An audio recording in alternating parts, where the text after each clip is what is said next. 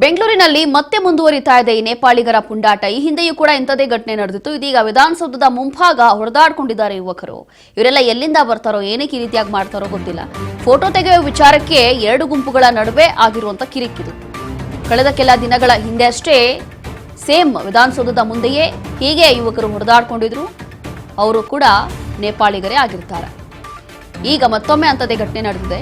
Photo ತೆಗೆಯುವ ವಿಚಾರಕ್ಕೆ ನಡೆದಿರುವಂತ ಒಂದು ಕಿರಿಕಿದು. ವಿಧಾನಸೌಧ ಎದುರಿನ ಫುಟ್ಪಾತ್ ಮೇಲೆ ಹೊಡೆದಾಡಿಕೊಂಡಿದ್ದಾರೆ. ಜೂನ್ 28ರಂದು ಸಂಜೆ ಸುಮಾರಿಗೆ ನಡೆದಿರುವಂತಹ ಘಟನೆ ಇದು.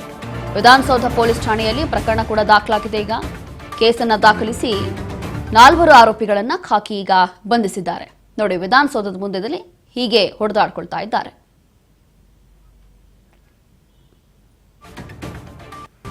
ಹೀಗೆ ಇದೀಗ ದೃಶ್ಯಗಳಲ್ಲಿ ಗಮನಿಸ್ತಾ ಇದ್ದೀವಿ. ಇದು ವಿಧಾನಸೌಧದ ಮುಂಭಾಗದಲ್ಲಿ ಮೆಟ್ರೋ ಸ್ಟೇಷನ್ ಪಕ್ಕದಲ್ಲಿ ಇರುವಂತಹ ಜಾಗ. ಈ ಒಂದು ಜಾಗದಲ್ಲಿ ಹೀಗೆ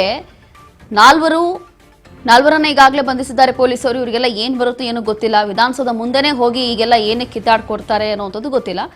ಮತ್ತಷ್ಟು ಡೀಟೇಲ್ಸ್ ಕೊಡ್ತಾರೆ ನಮ್ಮ ಪ್ರತಿನಿಧಿ ಶಿವು.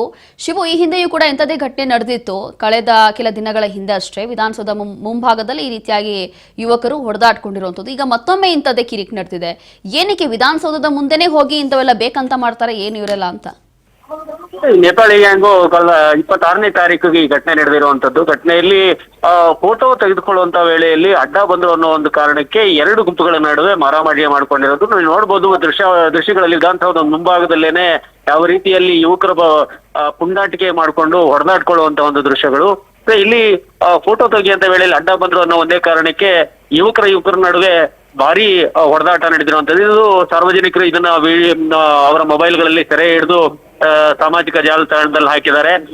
ಇಲ್ಲಿ ಸದ್ಯಕ್ಕೆ ವಿಧಾನಸೌಧ ಪೊಲೀಸ್ ಠಾಣಾ ಪೊಲೀಸರು 4 ಜನರನ್ನ ಅರೆಸ್ಟ್ ಮಾಡ್ಕೊಂಡಿರುವಂತದ್ದು. ಈ ಹಿಂದೆ ಕೂಡ ನೀವು ಹೇಳ್ದಂಗೆ ಇದೇ ಒಂದು ವಿಧಾನಸೌಧ ಮುಂಭಾಗದಲ್ಲಿ ಗಲಾಟೆ ಆಗಿತ್ತು. ಇಲ್ಲಿ ಸಾಕಷ್ಟು ಜನ ಪ್ರವಾಸಕ್ಕೆ ಬರ್ತಾರೆ, ಫೋಟೋಗಳನ್ನು ತೆಗೆದುಕೊಳ್ತಿರ್ತಾರೆ. ವಿಧಾನಸೌಧವನ್ನು ನೋಡ್ಕೊಂಡು ಕಬ್ಬನ್ ಪಾರ್ಕ್ ನೋಡ್ತಾ ಅಲ್ಲಿಂದ ಹೋಗುವಂತವ್ರು ಫ್ಯಾಮಿಲಿಗಳ ಜೊತೆಗೂ ಕೂಡ ಬರ್ತಾರೆ. ಈ ಫೋಟೋ ಸೆಷನ್ ವೇಳೆಯಲ್ಲಿ ಈ ಒಂದು ದುರಂತ ಈ ಒಂದು ಪುಂಡಾಟಿಕೆ ನಡೆದಿರುವಂತದ್ದು. Roshini, yes, thank you Shivu, ನಿಮ್ಮೆಲ್ಲ ಡೀಟೇಲ್ಸ್ಗಾಗಿ.